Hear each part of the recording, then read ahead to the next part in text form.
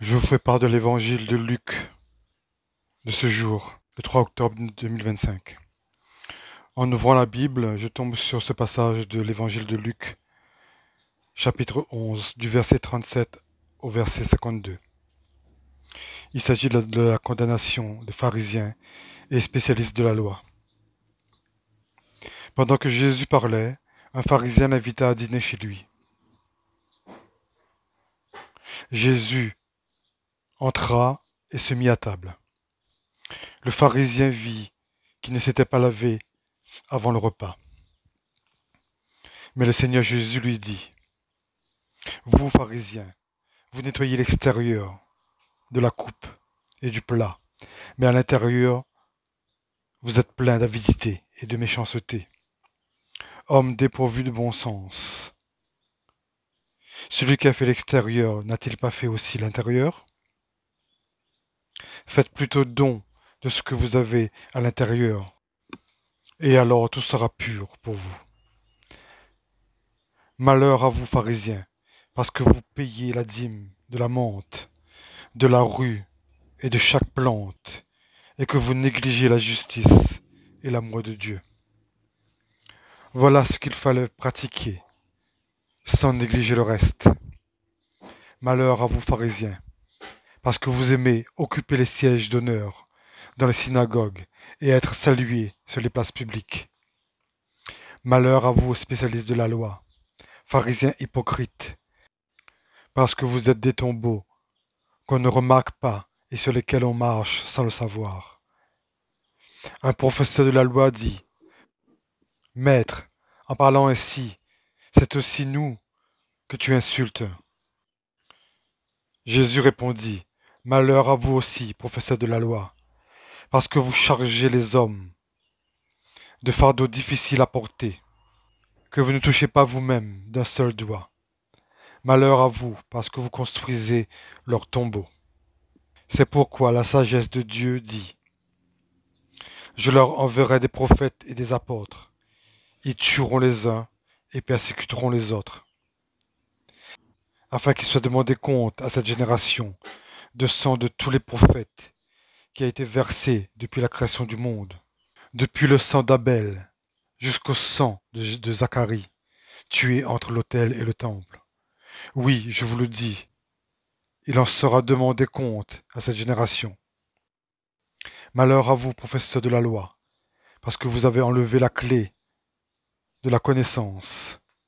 Vous n'êtes pas entrés vous-même, et ceux qui voulaient entrer, vous les avez empêchés. » Si on analyse ces textes de l'Évangile, qu'est-ce que voulait dire Jésus?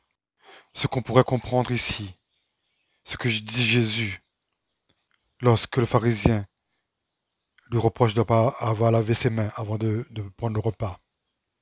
Ce que dit Jésus, c'est que les pharisiens, ils se montrent purs à l'extérieur, mais à l'intérieur, ils sont impurs.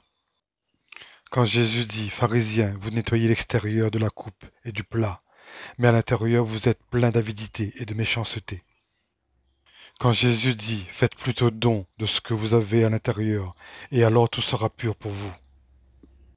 Ce qu'on pourrait comprendre ici, c'est que avant de prétendre d'être pur, soyez pur déjà à l'intérieur de vous-même, avant de pouvoir prétendre être pur, par de l'apparence, par votre orgueil et par votre avidité. Analyse de la deuxième paragraphe. Quand Jésus dit « Malheur à vous pharisiens, parce que vous avez payé la dîme et de la menthe, de la rue, de chaque plante, et que vous avez négligé la justice et l'amour de Dieu. » On pourrait comprendre ici que Jésus leur reproche de respecter la loi de l'homme en payant la dîme, parce que la dîme c'est une loi de l'homme. C'est comme si on payait une taxe, mais par contre, la justice divine, l'amour de Dieu, il ne le respecte pas. Et pour affirmer cela, Jésus dit, voilà ce qu'il fallait pratiquer, et sans négliger le reste.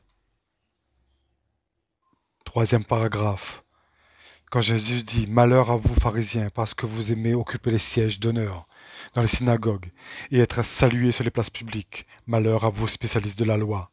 Pharisiens hypocrites, parce que vous êtes comme des tombeaux, qu'on ne remarque pas, sur lesquels on marche sans le savoir. En premier temps, Jésus leur reproche d'être vaniteux, orgueilleux, en voulant occuper des sièges d'honneur et d'être salués sur les places publiques, remplis d'arrogance.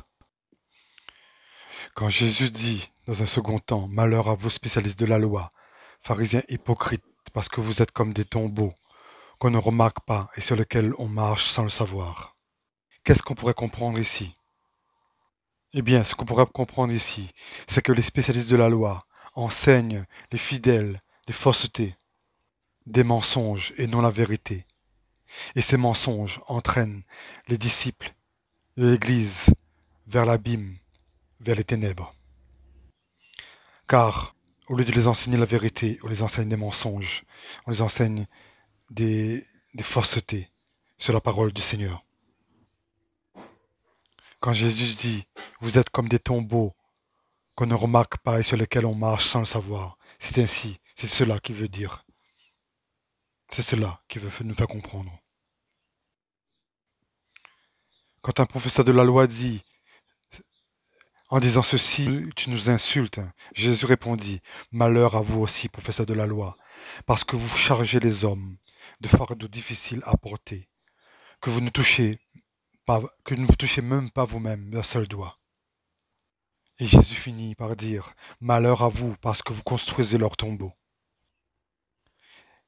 Que veut dire ce verset? Ce qu'on pourrait comprendre ici. Les professeurs de la loi, les religieux, les théologiens, ils enseignent des faussetés aux disciples.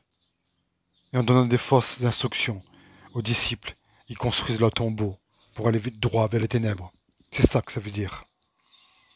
Quand Jésus dit malheur à vous parce que vous construisez leur tombeau, c'est ça qu'il veut dire. C'est qu'en fait, ils instruisent les disciples avec des faussetés qui les entraînent vers l'abîme, vers les ténèbres. Et Jésus continue avec le paragraphe suivant. C'est pourquoi la sagesse de Dieu a dit, je leur enverrai des prophètes et des apôtres. Ils tueront les uns et persécuteront les autres, afin qu'il soit demandé compte à cette génération de sang, de tous les prophètes qui ont été versés depuis la création du monde, depuis le sang d'Abel jusqu'à le sang de Zacharie, tué entre l'autel et le temple. Oui, je vous le dis, il sera demandé compte à cette génération.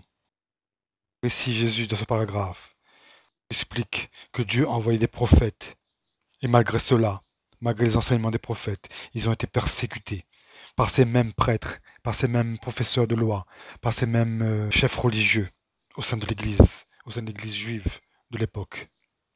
Et comme les prophètes ont versé leur sang pour annoncer la vérité, et qu'ils ont été tués, qu'ils ont versé leur sang pour avoir dit la vérité, eh bien, ceux qui ont tué les prophètes, ils devront rendre compte de leurs gestes. C'est ça que veut dire ce paragraphe.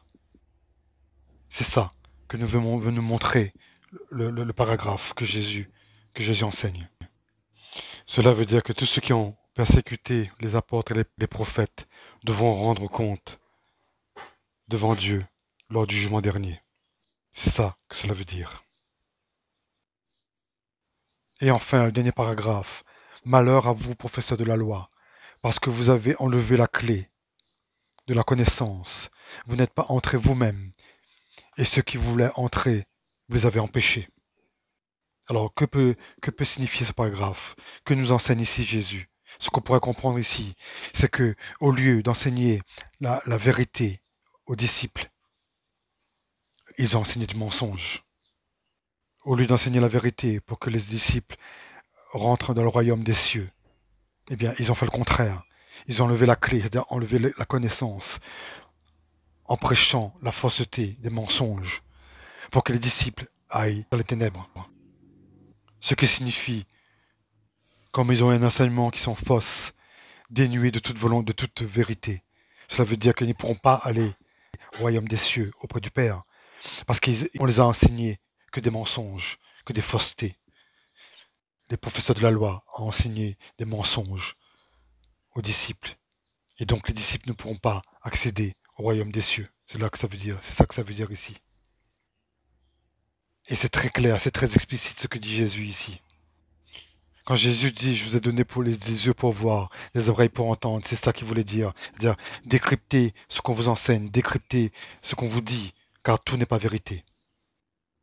Et quand Dieu dit que beaucoup se retrouveront devant moi lors du jugement dernier, et qu'ils penseront accéder au royaume des cieux parce qu'ils ont respecté tous les préceptes de l'Église, tout ce qu'on leur a enseigné, Dieu leur dira, je ne vous connais pas, vous n'êtes pas de mon royaume, vous ne pourrez pas rentrer dans mon royaume. C'est ça ce qu'il voulait dire. Quand Dieu dit beaucoup penseront pouvoir accéder au royaume des cieux parce qu'ils ont respecté tous les enseignements de l'Église, eh bien beaucoup seront désenchantés, seront surpris, car tout ce qu'ils ont appris, tout ce que l'on leur a enseigné, ce sont des mensonges et pas la vérité. Comme la plupart des fidèles, des chrétiens ont été trompés, trompés par les prêtres, par les chefs religieux, par les enseignants, par les théologiens, eh bien ils seront désenchantés, ils seront surpris de la réponse que fera le Seigneur face à eux. Car à cause de ces tromperies, ces mensonges, la falsification de la vérité de la Bible, eh bien beaucoup ne pourront pas accéder au royaume des cieux. C'est cela, ce que ça veut dire ici. Soyez bien conscients de cela. Comme ils n'ont pas eu connaissance de la vérité, eh bien ils ne pourront pas entrer dans le royaume des cieux auprès du Père. C'est-à-dire qu'ils n'auront pas dans leur vie respecté les principes, les commandements de Dieu, les représentants de la loi, c'est-à-dire tous les prêtres, tous les religieux, tous les chefs religieux qui ont donné des faux enseignements aux disciples, aux enfants de Dieu, eh bien ceux-là non plus ne pourront pas rentrer au royaume des cieux. C'est ce que veut dire ce paragraphe ici. C'est très important de comprendre.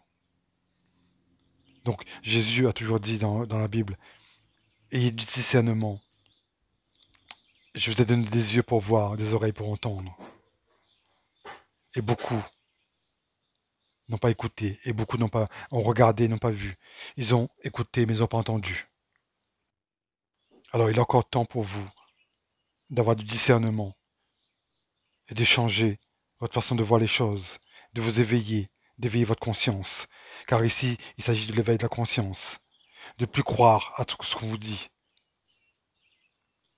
Car même l'évangile, même les paroles de la Bible ont été falsifiées. Beaucoup de vérités ont été supprimées de la Bible.